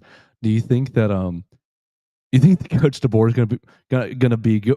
It's totally silly. Is going to be back on the Bama fans' radars if they lose to Oklahoma, despite making it to the college football playoffs and making it to the SEC championship. Yes. It's like you failed. For another 4-loss season. Yeah, right. Yeah, without a doubt. All right, let me see if I can download this because you just triggered me and I found a clip that I want to play. But I definitely think that you're going to have some bozos talking about Kalen DeBoer failure. I put out yesterday. He's 10-3. He's 19-7 in his 2 years at Alabama. He's made it to an SEC championship. Compare that to the first 2 years of Saban, and you're much better, honestly. Yeah, but Joe, you don't have the right to defend Kalen DeBoer. Why is that? Because you've decided that the championship is all that matters, right? Saturday matters. You've centered it around this idea. Saturday mattered around this 12-team playoff. I'm talking more about the narrative that we have in sports, right? We've centered around this idea. So when Saban coached in a different era, Saban had a different benchmark that he was leading his teams by. He had different things that mattered for a successful season. Kalen DeBoer is a failure compared to that because we moved the bar. I'm not speaking from what I think. I'm not speaking from what you think. I'm speaking from what the state of college football is right now. This season. All right, go ahead, Bless. No, keep going. I just wanted to load it. I'm a great clip, by the way. But I'm bringing it in from the perspective of it's championship or bust. We don't care about any bowl game. We don't care about a conference championship. We brought this guy in to win national championships. That's the trophy that people care about. That's what everything revolves around. That's what this 12-team playoff revolves around. I think Alabama's had a successful season no matter what happens in the next round. I do too, but I guarantee you a lot of people won't agree with that. Do you view this season as a failure? Oh my god. Oh my god. Okay, because I'm not that up. You asked me the same question last year, Eric. Okay. Do you get the promotion every year on your job? No, right? So every year you work is a failure. Yes or no? No. Every year you work towards something, towards a goal, right? Which is to get a promotion, to be able to take care of your family, to be able, provide the house for them or take care of your parents. You work towards a goal. It's not a failure. It's steps to success. And if you've never, I don't want to make it personal. So there's always steps to it. Michael Jordan played 15 years, won 6 championships. The other 9 years was a failure. That's what you're telling me. I'm asking you a question. Yes or no? Okay, exactly. So why you asking me that question? It's a wrong question. There's no failure in sports. There's no failure. There's good days, bad days. Some days you are able to be successful. Some days you're not. Some days it's your turn. Some days it's not your turn. And that's what sports is about. You don't always win. Some other people's gonna win. And this year somebody else is gonna win. Simple as that. We're gonna come back next year, try to be better, try to build good habits, try to play better, not have a 10-day stretch with playing bad basketball. And hopefully we can win a championship. All right, he keeps going, but that's basically. I think that is one of the most poignant things. Like, I don't want to see James Madison and Tulane in this tournament because I don't think that they took the same test to get there. Is it going to be fine that they're in there and they're going to get the brains beat in? Okay, yes, it's fine. I guess their good record shows that we should include them, I guess. But I don't think that they took the same test to get there. Not like, I mean, you're going to have Notre Dame, you're going to have Vanderbilt, you're going to have Texas, who took harder tests and performed pretty well. Pretty dadgum well through the year. 10-2, 10-2, 9-3, right? For those three programs with some high level wins, a couple stinky losses. Texas, you lost to Florida, but pretty good seasons. I think they took much harder tests and performed very well and deserve to be in this playoff more than Tulane and James Madison. And would you have better games? Maybe, but that's not what happened. I think that the committee, they need to get rid of the Tuesday night show. They need to get rid of the Tuesday night show, period. Because you don't need that, or you need to have some better PR, because Hunter Yurachek was absolutely horrific.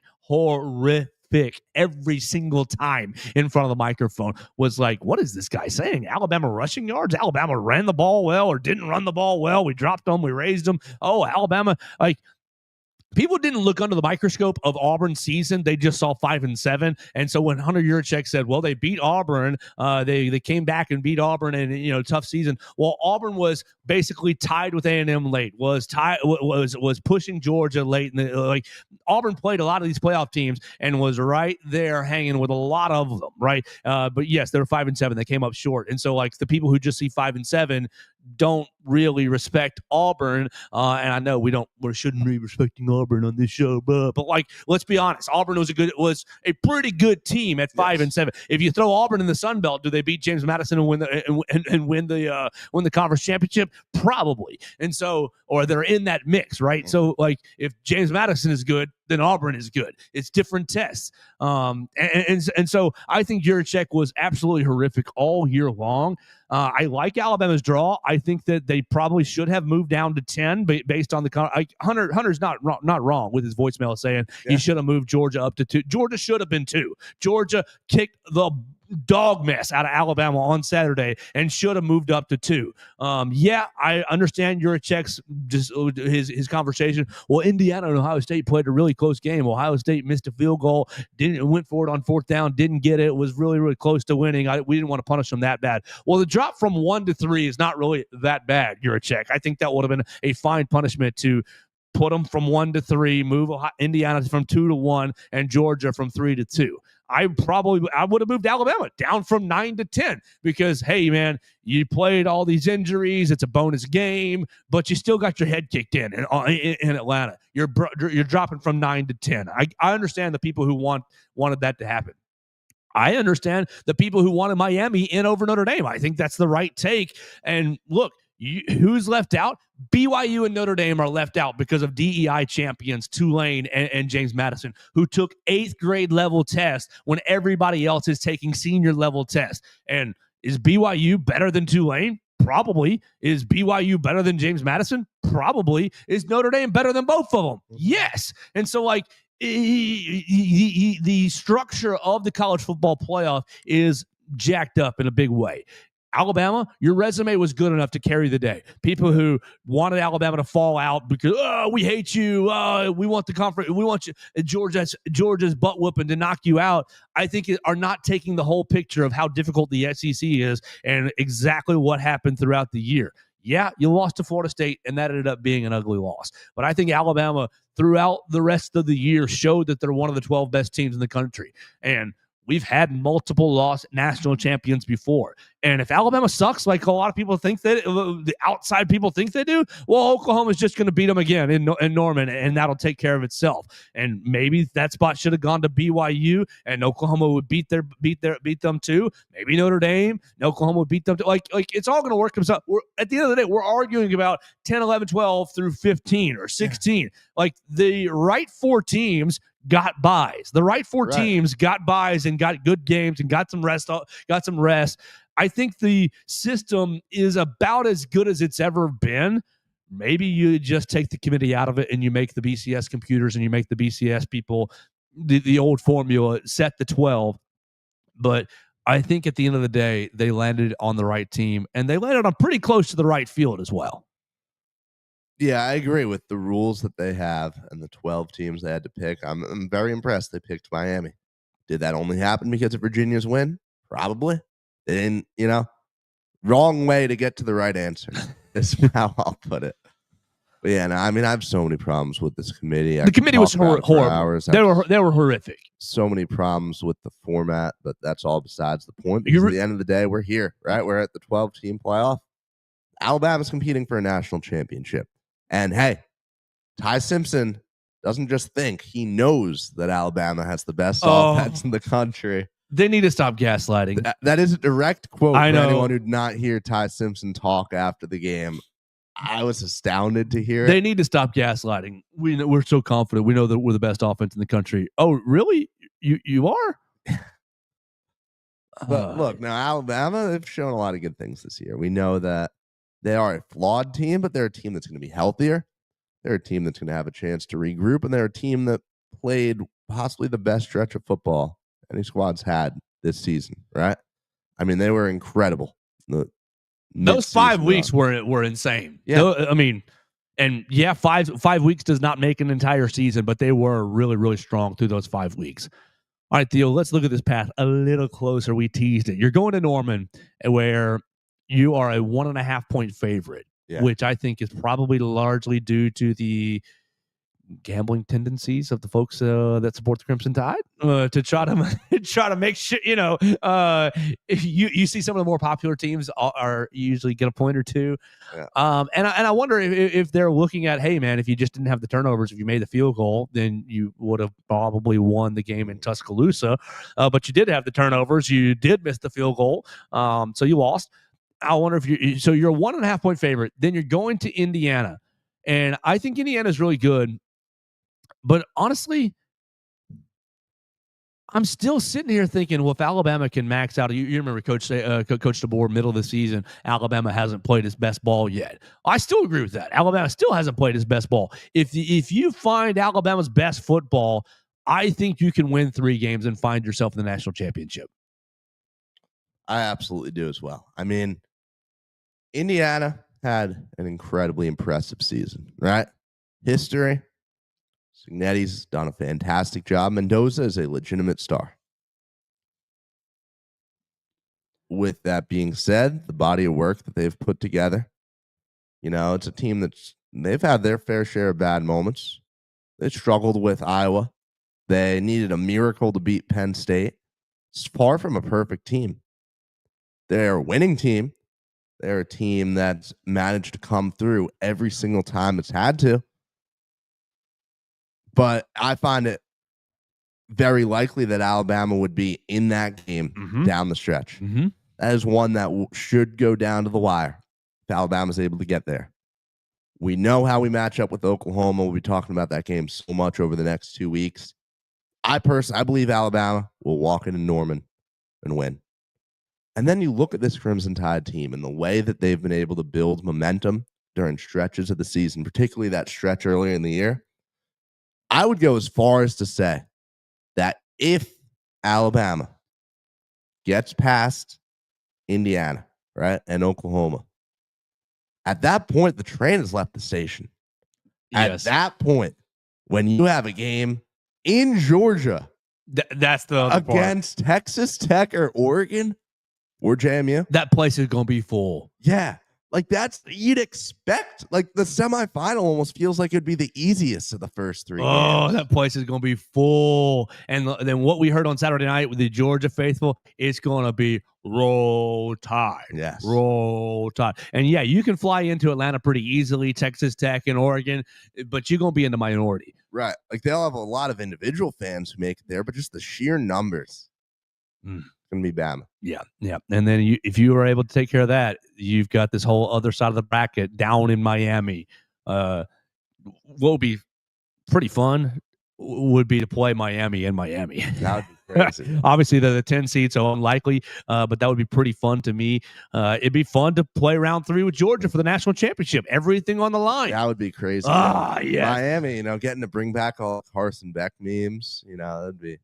Yeah, I'm kind of hoping for a Georgia-Miami semifinal just to see Carson Beck take on his old team. That would be awesome. Well, look, obviously, hey, Alabama, this team, I have very little doubt in their ability to go into Norman and lose the game and make mistakes that really cost them. And, we're not even worried about a Rose Bowl after that. Did you see Jim Nagy, the Oklahoma general manager? He tweeted a photo of the stadium right now covered in snow. That's going to be awesome. Bring your snow gear out to Norman. Oh, yes. I can't wait, man. It's going to be a fun playoff run. Friday night football in the snow in Oklahoma. And it makes so much sense that they gave Alabama the primetime slot, right? Both the Texas A&M game and then the Oregon game, they're both competing with NFL on Saturday. Alabama gets the standalone Friday night. Definitely going to be the most watched game out of that first round. And Bears Packers on Saturday night. So I'm so thankful that Alabama on Friday night. Yeah, the rematch. Our rematch is on Saturday night in Chicago. Late night.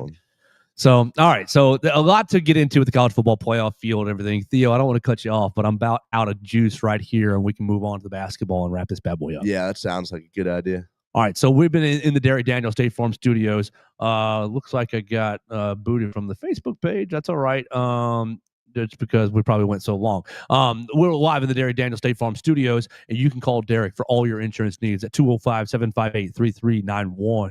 Call him for your home, your life, your auto insurance needs. You can call. You've got Red, you've got Lane and Bobby upstairs waiting to take your call, waiting to give you a fast auto insurance quote. Just because you call doesn't mean you're buying. It doesn't mean you're switching. They can give you the information that you need to make informed decisions about your insurance. You need auto insurance to stay legal on the road, and you need a local insurance agent to take care of you when you've got things going wrong. So we appreciate Derek Daniel for sponsoring and hosting us each and every day right here in the Derek Daniel State Farm Studios.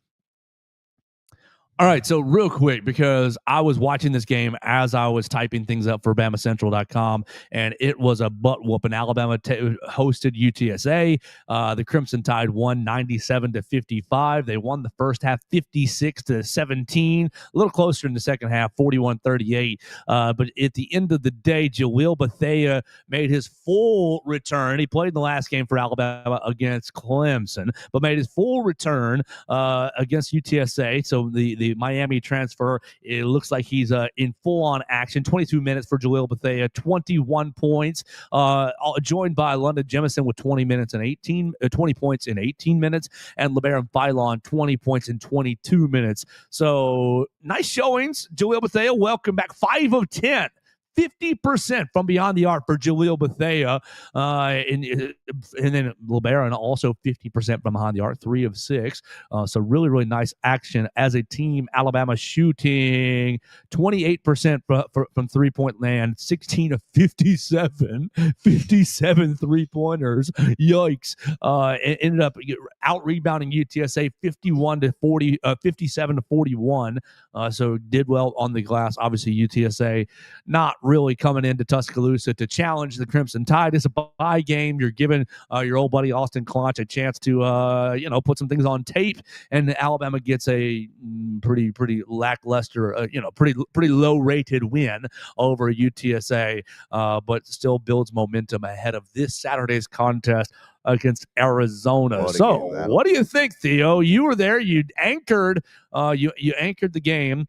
You had highlights from Hunter Brantley. What did you make of Alabama's performance? No Aiden Aiden Holloway. Yep. No Bull Bowen. No Taylor Bull Bowen, back spasms. No Keaton Bristow, still with an ankle.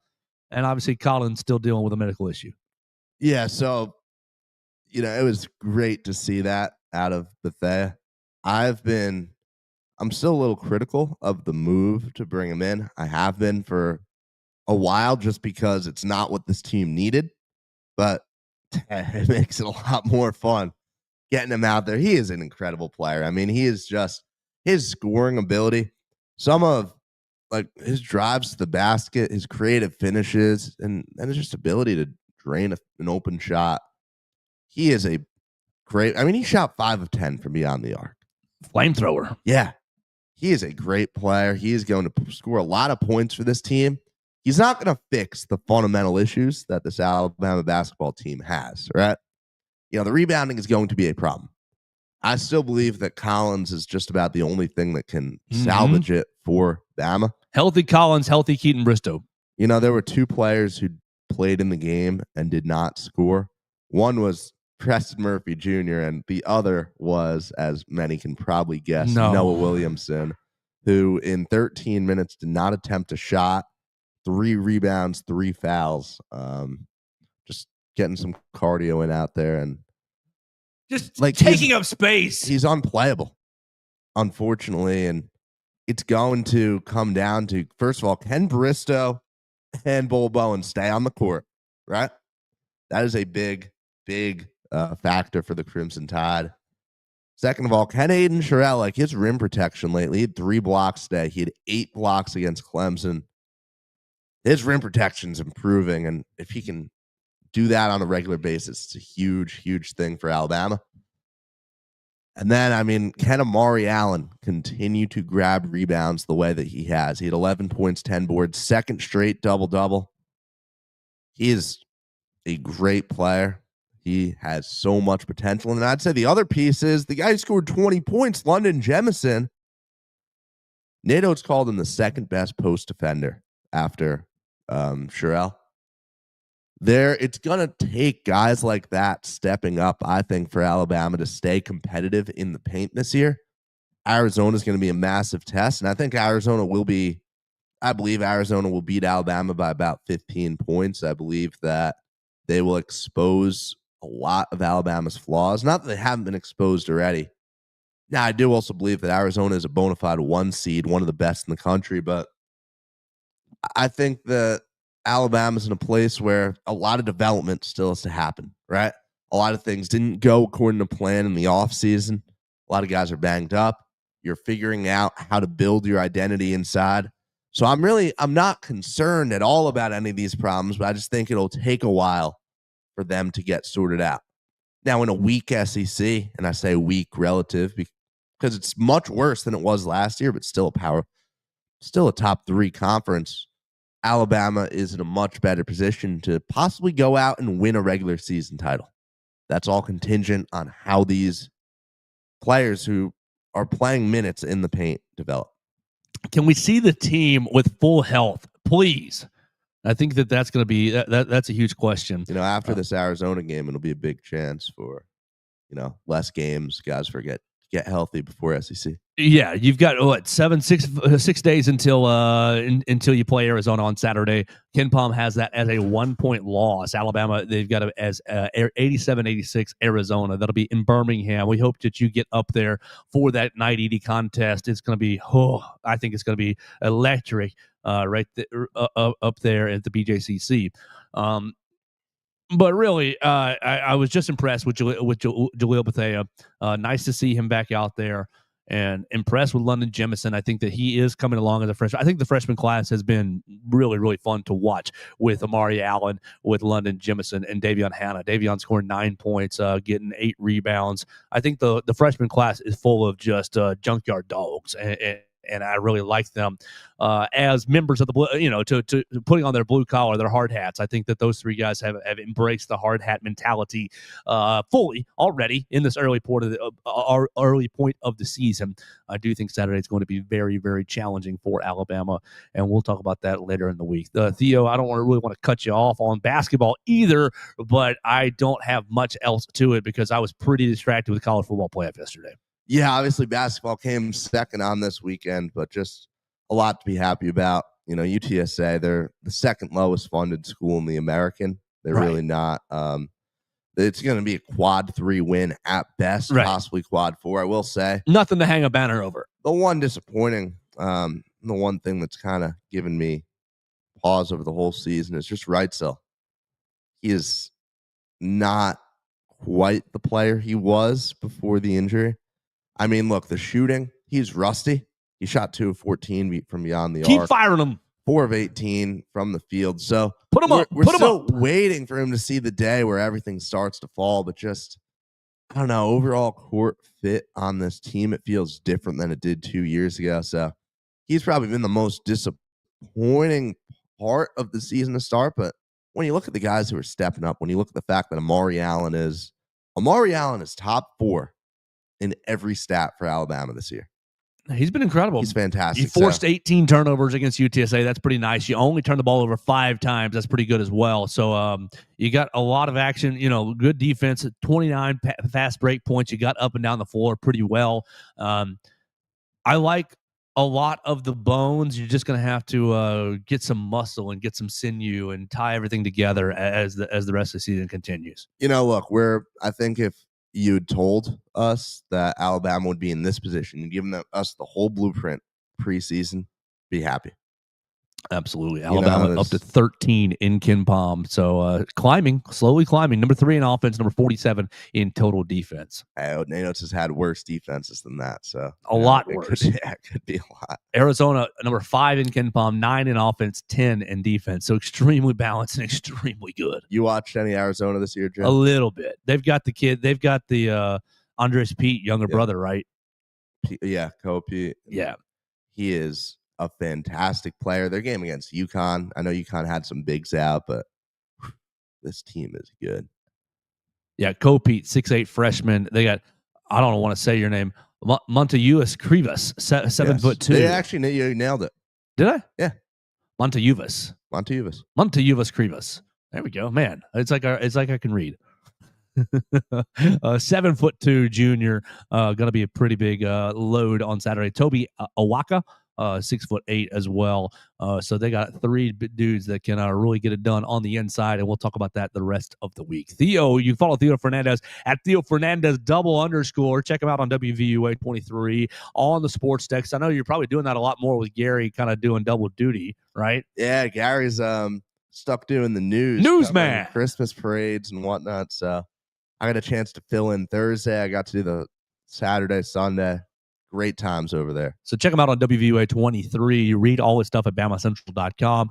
You guys can find me, of course, at Joe Gaither 6 on all your favorite social media machines. You can find the show on Apple Podcasts, Amazon, Spotify, Red Circle, BUBBL, really wherever you find the program, all your podcasts. The Joe Gaither Show on Bama Central will be there. You can see it on the Bama Central YouTube channel. Lots of fun stuff on the Bama Central YouTube channel this past weekend from the SEC championship game. You can see all the boys looking sad in the hallways after the game. Basically saying we should have played better, bad execution, this, that, and the other, all on the Bama Central YouTube channel, all the press conferences from basketball as well. And so we'll keep it coming right there on that Bama Central YouTube channel. The Joe Gaither Show will be back with you tomorrow. We'll find Mason Woods as well, and we'll let him have his flowers on his Ty Simpson take as we get further into the week. We'll find Brax Garrison from Purple Turtle Roof. Call them at 877-787-6635 and come find us on the show again tomorrow right here on the Joe Gaither Show on Bama Central and BamaCentral.com.